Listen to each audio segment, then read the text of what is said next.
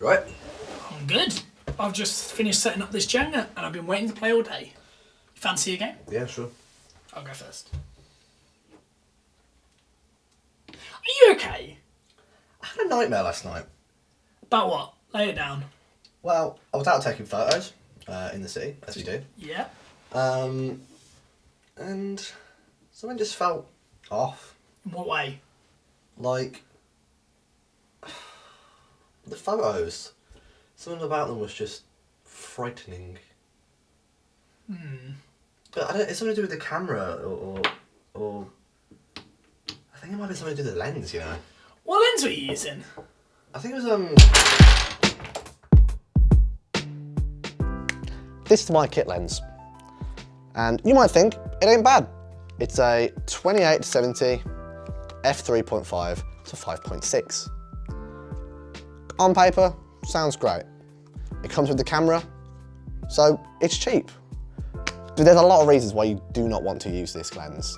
Now, as far as kit lenses go, this is a pretty decent one. It covers a 28 to 70mm range, and that, for you APS-C crop camera users, that is an 18 to a 55. Now, you'll see a lot of these on your Canon cameras, your Nikons, and the Sony, I think they do a 16 to 50 instead. But here's the thing. First of all, are your zoom and focus rings? Especially on the Canon ones, they're just completely terrible. They've recently updated them, but if you don't have a new enough camera that has their new kit lens, then you're screwed. This, as far as things goes, is quite smooth. It's not gonna make a lot of noise, and the focus ring's fairly smooth as well.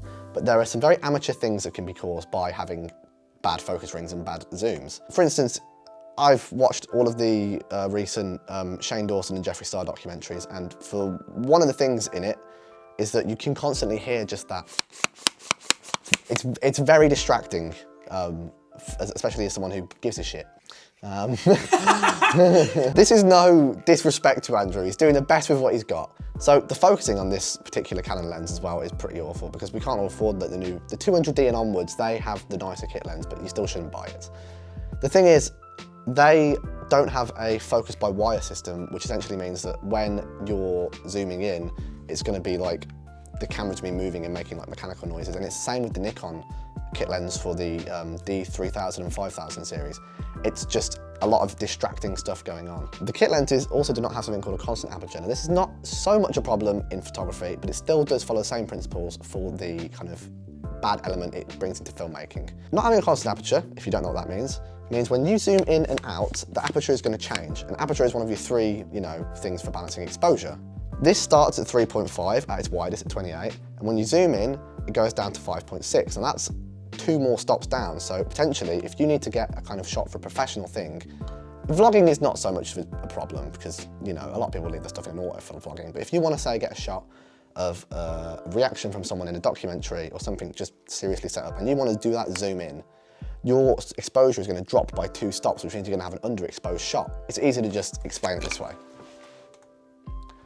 Right, so we've just changed to the kit lens, the 28-70, and before we were using this 28-75 Tamron f2.8. This lens is just perfect. It's nice zoomy, it's got really, really good price on it, and the f2.8 aperture constantly is just wicked. But the same focal length on what we were on this, on that now, has had to bring us down to an f4 because you just can't change it really. Another thing is, well, this isn't a very sharp lens either, and this is just like, this is even sharper than the 24-72.8 G Master, which is like a very expensive lens.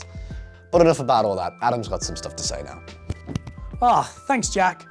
There's so many other reasons why you should ditch your kit lens and switch to a lens like this. But first of all, I want to talk about prime lenses. I shoot on a Sony a6500. It's a new edition. I used to shoot on a Nikon D5-300 back in the day, and then I got rid of it very recently. Huge upgrade, absolutely huge upgrade. But I'm here to talk about primes. Oh God, I didn't mean to do this. I've fucked. Right. Yeah, fuck this. On this camera, I'm using a 35mm 1.8 lens. For you full frame folk out there, that's the equivalent to this 50mm 1.8 lens that I almost dropped. It's got a fixed focal length, which means you can't zoom this lens, which is a bit limiting in some situations. However, it means you can be a bit more creative when you're taking photos. This leads me into another great reason why you should ditch your kit lens. Getting a new lens encourages experimentation. Most kit lenses have a shit aperture, which means it's harder to shoot in low light and your depth of field isn't very good.